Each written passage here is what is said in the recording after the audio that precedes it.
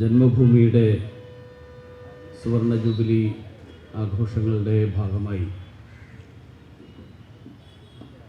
കേരളം നേരിടുന്ന ഏറ്റവും മാരകമായിട്ടുള്ള ഒരു വിപത്തിനെതിരായി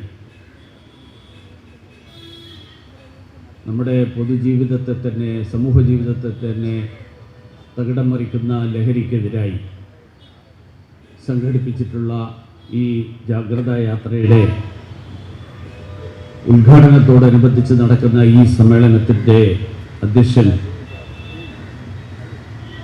ഡോക്ടർ ജയരാജ് അവർകൾ, ഇവിടെ ഈ യാത്രയുടെ ഉദ്ഘാടന സമ്മേളനത്തിലെ മുഖ്യ പ്രഭാഷണം നിർവഹിച്ച ബഹുമാനിയായ മുൻ DGP ശ്രീലേഖ IPS അവർകൾ, MGM ട്രസ്റ്റിൻ്റെ പ്രസിഡന്റും നമ്മുടെ ഈ പ്രദേശത്തെ ആദരണീയനായിട്ടുള്ള വ്യക്തിത്വത്തിൻ്റെ ഉടമയുമായിട്ടുള്ള Shri PK Sukumaran sir, Varkala DYSP Shri Gopakumar അവർകൾ, ശ്രീനാരായണ കോളേജിൻ്റെ മുൻ പ്രിൻസിപ്പൽ ഡോക്ടർ ജയപ്രകാശ് അവർകൾ, CMI father Joy Mathew CMI,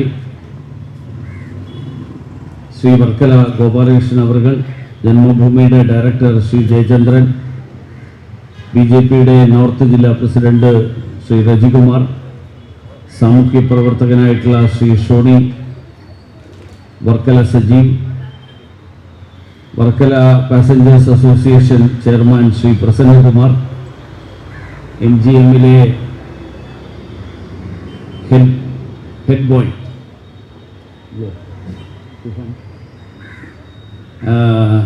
അതോടൊപ്പം മൻ കി ബാത്ത് സീസൺ 4 വിജയിയായ മുഹമ്മദ് ഷിഫാൻ, ഹെഡ് ഗേളായിട്ടുള്ള അൻഷ ശേഖർ, സ്വാഗതം ആശംസിച്ച സജു PM, വേദിയിലും സദസ്സിലുമുള്ള മറ്റ് ബഹുമാന്യരെ, സുഹൃത്തുക്കളെ, എല്ലാവർക്കും നമസ്കാരം. ജന്മഭൂമി ദിനപത്രം മലയാളികളെ സംബന്ധിച്ചിടത്തോളം സത്യത്തിൻ്റെ നേർക്കാഴ്ച നമുക്ക് ഓരോ ദിവസവും നമ്മളിലേക്ക് എത്തിക്കുന്ന മാധ്യമ ധർമ്മം നിറവേറ്റുന്ന പത്രമാണ്.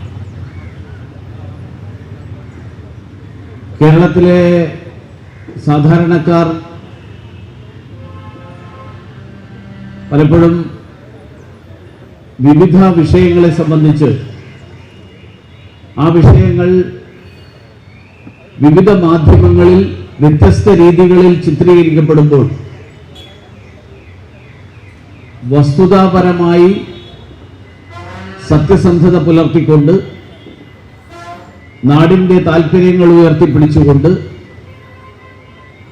നമ്മുടെ നാടിൻ്റെ സംസ്കാരത്തോടും ചരിത്രത്തോടും പ്രതിബദ്ധത പുലർത്തിക്കൊണ്ട് പ്രവർത്തിക്കുന്ന മാധ്യമ പ്രവർത്തനമാണ് ജന്മഭൂമി കഴിഞ്ഞ 5 പതിറ്റാണ്ട് കാലമായിട്ട് കേരളത്തിൽ നടത്തിക്കൊണ്ടിരിക്കുന്നത്. അതുകൊണ്ട് തന്നെ ഇന്ന് സ്വാഭാവികമായും ജന്മഭൂമി 50 വർഷം പൂർത്തിയാക്കുമ്പോൾ അതൊരു കേവലം ആഘോഷമായിട്ട് നടത്തുന്നതിന് പകരം ജന്മഭൂമി 50 വർഷമായി എന്നുള്ള ആഘോഷം നടത്തുന്നതിന് പകരം സമൂഹം നേരിടുന്ന ഗുരുതരമായിട്ടുള്ള പ്രശ്നങ്ങൾ, ആ പ്രശ്നങ്ങൾക്ക് പരിഹാരം കണ്ടെത്താനുള്ള ചുമതലയുള്ള ജനാധിപത്യത്തിൻ്റെ 5ാമത്തെ തൂണ് എന്ന് വിശേഷിപ്പിക്കപ്പെടുന്ന മാധ്യമപ്രവർത്തനം, ആ മാധ്യമപ്രവർത്തനം എന്നുള്ള നിലയിൽ ജന്മഭൂമി ആ ചുമതല ഏറ്റെടുത്തുകൊണ്ടാണ് ഇന്ന് കേരളീയ സമൂഹം നേരിടുന്ന ഏറ്റവും ഗുരുതരമായിട്ടുള്ള വിപത്തുകളിൽ ഒന്നായിട്ടുള്ള മയക്കുമരുന്നിനെതിരായിട്ട് അഥവാ ലഹരിക്കെതിരായിട്ട് ഈ തരത്തിലുള്ള ഒരു ജാഗ്രതാ യാത്ര നടത്താൻ തീരുമാനിച്ചത്. ആ യാത്രയുടെ ഭാഗമാകാൻ എന്നെ നിയോഗിച്ച ജന്മഭൂമിയുടെ സംഘാടകരോട് ആദ്യമായിട്ട് ഞാൻ നന്ദി രേഖപ്പെടുത്തുകയാണ്. ഈ യാത്രയുടെ ഉദ്ഘാടനം, ഔപചാരികമായിട്ടുള്ള തുടക്കം ശ്രീനാരായണ ഗുരുദേവന്റെ സമാധി സ്ഥാനമായിട്ടുള്ള ശിവഗിരിയിൽ ശ്രീനാരായണ ധർമ്മസംഘം ട്രസ്റ്റിന്റെ ബഹുമാന്യനായിട്ടുള്ള അധ്യക്ഷൻ ശ്രീമദ് സച്ചിദാനന്ദ സ്വാമികളും ജനറൽ സെക്രട്ടറി ശ്രീമദ് ശുഭാംഗാനന്ദ സ്വാമികളും ചേർന്ന് സംയുക്തമായി നിർവഹിച്ച് ഇതിനുശേഷമാണ് ഈ സമ്മേളനത്തിലേക്ക് നമ്മളെല്ലാവരും എത്തിച്ചേർന്നിട്ടുള്ളത്.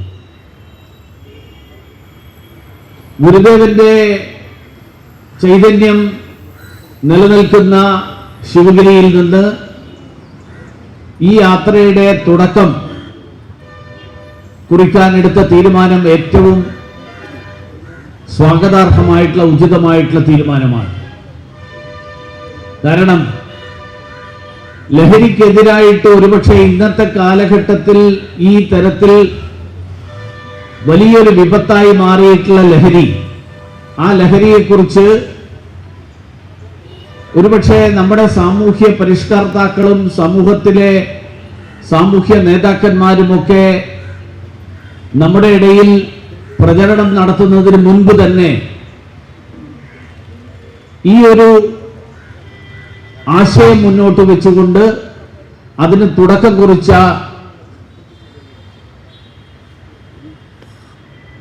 മഹത് വ്യക്തിയാണ് ഗുരുദേവൻ.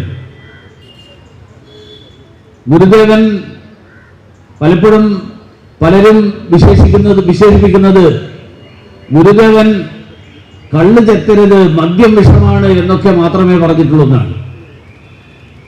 ഗുരുദേവൻ മദ്യം എന്നുള്ള വാക്കിന്റെ അർത്ഥം, ഗുരുദേവന്റെ കൃതികൾ, ആ കൃതികളെ വിശകലനം ചെയ്തിട്ടുള്ള ആളുകളൊക്കെ പറഞ്ഞിട്ടുള്ളത് ബുദ്ധിയെ വികലമാക്കുന്നതിനെയാണ് മദ്യം എന്ന് വിശേഷിപ്പിക്കേണ്ടത് എന്നാണ്. അപ്പൊ ബുദ്ധിയെ വികലമാക്കുന്നത് എന്ത് വസ്തുവാണെങ്കിലും അതിന്ന് മയക്കുമരുന്നിന്റെ രൂപത്തിൽ നമ്മുടെ മുന്നിലുണ്ട്. ഒരുപക്ഷെ അന്നത്തെ കാലത്ത് ഗുരുദേവൻ മദ്യം എന്നുള്ളത് കേവലം തെങ്ങിൽ നിന്ന് ചെത്തിയെടുക്കുന്ന കള്ളിനെ മാത്രമായിട്ട് പരിമിതപ്പെടുത്താൻ ഗുരുദേവൻ തയ്യാറായിരുന്നില്ല. പകരം ബുദ്ധിയെ വികലമാക്കുന്നതെല്ലാം ആ മദ്യം എന്നുള്ള നിർവചനത്തിൽ, മദ്യം എന്നുള്ള വാക്കിന്റെ നിർവചനത്തിൽ ഉൾപ്പെടുത്തേണ്ടതാണ് എന്ന് നിഷ്കർഷിച്ചിരുന്ന ആളായിരുന്നു, അങ്ങനെയുള്ളൊരു വ്യക്തിയായിരുന്നു ഗുരുദേവൻ. നമ്മുടെ ജീവിതത്തിൽ പാലിക്കേണ്ട നിയന്ത്രണങ്ങൾ, ജീവിതത്തിൽ പാലിക്കേണ്ട നിയമങ്ങൾ, ജീവിതം എങ്ങനെയായിരിക്കണം എന്നുള്ളതിനെ കുറിച്ച് നമ്മുടെ പൂർവികന്മാർ പറഞ്ഞിട്ടുള്ള യമനിയമങ്ങൾ. യമം എന്ന് പറയുന്നത് നിയന്ത്രണങ്ങളാണ്. നിയമം എന്ന് പറയുന്നത് നമ്മൾ പാലിക്കേണ്ട രീതികളാണ്, അതിന്റെ തയ്യാറെടുപ്പുകളാണ്. ഒരർത്ഥത്തിൽ ഡൂസ് ആൻഡ് ഡോൺസ് എന്ന് ഇംഗ്ലീഷിൽ പറയാം. യമം എന്ന് പറയുന്നത് ഡോൺസ് ആണെങ്കിൽ നിയമം എന്ന് പറയുന്നത് ഡൂസ് ആണ്. ആ ഡൂസ് ആൻഡ് ഡോൺസിനെ കുറിച്ച് വളരെ വ്യക്തമായിട്ട് ഗുരുദേവൻ സൂചിപ്പിച്ചു എന്നത് നമുക്ക് എല്ലാവർക്കും അറിയാം. അതുകൊണ്ട് തന്നെ ഗുരുദേവൻ സൂചിപ്പിച്ച ശുദ്ധി പഞ്ചകവും ധർമ്മപഞ്ചകവും, 5 ധർമ്മങ്ങൾ, ഓരോ മനുഷ്യനും പാലിക്കേണ്ട ധർമ്മങ്ങൾ,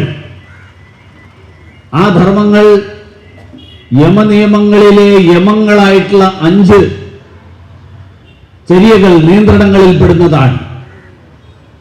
അഹിംസ, സത്യം, അസ്തേയം, അപരിഗ്രഹം, ബ്രഹ്മചര്യം. ഈ 5 നിയന്ത്രണങ്ങൾ, 5 യമങ്ങൾ ഓരോ വ്യക്തിയും പാലിക്കേണ്ടതാണ് എന്നുള്ളതിൽ ഗുരുദേവൻ അപരിഗ്രഹത്തെ ഗുരുദേവൻ വ്യാഖ്യാനിച്ചത് മദ്യത്തിന്റെ ഉപഭോഗം, മദ്യവർജനം എന്നുള്ളതുമായിട്ടാണ്. അപരിഗ്രഹം എന്നുള്ളത് ഇന്നത്തെ കാലഘട്ടത്തിൽ, ഈ കാലഘട്ടത്തിൽ അപരിഗ്രഹത്തിന്റെ അർത്ഥം അത് പ്രാവർത്തികമാകുന്നത് മദ്യവർജനത്തിലൂടെയാണ്, അഥവാ ലഹരിയെ വർജിക്കുന്നതിലൂടെയാണ് എന്ന ഗുരുദേവന്റെ തത്വങ്ങൾ, അതോടൊപ്പം ഓരോ വ്യക്തിയും പാലിക്കേണ്ട ശുദ്ധി പഞ്ചകം, പഞ്ചശുദ്ധികൾ, ആ ശുദ്ധികളിൽ ശരീരത്തിന്റെയും മനസ്സിന്റെയും വാക്കിന്റെയും ഇന്ദ്രിയങ്ങളുടെയും സ്വവസതയുടെയും ഗൃഹത്തിന്റെയും ശരീരശുദ്ധി, വാക്ശുദ്ധി, മനഃശുദ്ധി, ഇന്ദ്രിയശുദ്ധി, ഗൃഹശുദ്ധി. ഗുരുദേവൻ പറഞ്ഞു, ലഹരി ഉപയോഗിക്കുന്നവനെ, ആ ലഹരി ഉപയോഗിക്കുന്നവനെ നാറും. നമ്മളെല്ലാവരും അനുഭവിക്കുന്നതാണ്. ലഹരി, മദ്യം എന്ന് പറഞ്ഞാൽ ബുദ്ധിയുടെ വൈകല്യമാണ്. നമ്മളെല്ലാവരും അനുഭവിച്ചുകൊണ്ടിരിക്കുകയാണ്. ഇപ്പോൾ ഓരോ ദിവസത്തെയും പത്രങ്ങളിൽ നമ്മൾ കണ്ടുകൊണ്ടിരിക്കുകയാണ്, വായിച്ചുകൊണ്ടിരിക്കുകയാണ്. സ്വന്തം മകന്റെ ശരീരത്തിൽ കെട്ടിവെച്ച് മയക്കുമരുന്ന് കടത്താൻ ഒരച്ഛൻ തയ്യാറാകുന്നു എന്ന് പറയുമ്പോൾ അതിനേക്കാൾ ബുദ്ധി വികലമാകുന്നതിന് വേറെ ലക്ഷണമില്ല. ബുദ്ധി വികലമാകുന്നതിന്റെ ലക്ഷണമല്ലെങ്കിൽ സ്വന്തം മകനെ ഈ തരത്തിൽ മയക്കുമരുന്നിന്റെ കടത്തിന് വേണ്ടിയിട്ട് ഉപയോഗിക്കുന്ന സാഹചര്യം, ആ സാഹചര്യം ഉണ്ടാകില്ല. അപ്പൊ അത്തരത്തിൽ ഈ വിപത്തിനെ മുൻകൂട്ടി കണ്ടുകൊണ്ട് ഇതിനെതിരായിട്ടുള്ള സമൂഹത്തെ ജാഗരൂകരാക്കാൻ വേണ്ടിയിട്ടുള്ള ശ്രമം, ആ ശ്രമം നടത്തിയ ഗുരുദേവ തൃപ്പാദങ്ങളുടെ ചൈതന്യം നിലനിൽക്കുന്ന ശിവഗിരിയിൽ നിന്ന് ഈ യാത്ര ആരംഭിക്കാനെടുത്ത തീരുമാനവും കേരളത്തിൽ ഉണ്ടാകേണ്ട ലഹരിക്കെതിരായിട്ടുള്ള ജാഗ്രതയുടെ, സമൂഹത്തെ കാർന്നു തിന്നുന്ന വിപത്തിനെതിരായിട്ടുള്ള പോരാട്ടത്തിന്റെ, ആ പോരാട്ടത്തിന്റെ തുടക്കം, ആ തുടക്കം കേരളത്തിലെ നിരവധി അനാചാരങ്ങളും കേരളത്തിലെ നിരവധി തെറ്റായിട്ടുള്ള പ്രവണതകൾക്കും എതിരായിട്ട് ശബ്ദമുയർത്തിയ, ഭൗതിക ശരീരം നിലനിന്നിരുന്ന കാലത്ത് അങ്ങനെയുള്ള പ്രവർത്തനങ്ങൾക്ക് നേതൃത്വം നൽകിയ ഗുരുദേവന്റെ സമാധിസ്ഥാനത്ത് നിന്ന് തുടങ്ങുന്നു എന്നുള്ളത്, ഈ പരിശ്രമം കേവലം ഔപചാരികതയല്ല, ഈ പരിശ്രമം കേവലം ഒരു യാത്രയിൽ സമാപിക്കുന്നതല്ല, പകരം ഈ പരിശ്രമം കേരളീയ ജീവിതത്തിൽ മുഴുവൻ എല്ലാവരെയും സ്വാധീനിക്കുന്ന തരത്തിൽ എത്തിക്കേണ്ടതാണ് എന്നുള്ള സന്ദേശമാണ് നൽകുന്നത്. മയക്കുമരുന്നിന്റെ ഉപഭോഗത്തിന്റെ വിപത്തുകളെ സംബന്ധിച്ച്, അതുണ്ടാക്കുന്ന അപകടങ്ങളെ സംബന്ധിച്ച് ബഹുമാനിയായിട്ടുള്ള ശ്രീലേഖ IPS മാഡം ഇവിടെ സൂചിപ്പിച്ചു. ഇവിടെ സംസാരിക്കാൻ വേദിയിൽ സന്നിഹിതരായിട്ടുള്ള മറ്റ് നിരവധി വിശിഷ്ട വ്യക്തികൾ, അവരെല്ലാവരും അതിനെക്കുറിച്ച് സംസാരിക്കും എന്നുള്ളതുകൊണ്ട് ഞാൻ അതിനെക്കുറിച്ച് കൂടുതൽ പറയാൻ ആഗ്രഹിക്കുന്നില്ല. എനിക്ക് ഒന്ന് രണ്ട് കാര്യങ്ങൾ മാത്രമേ പറയാനുള്ളൂ.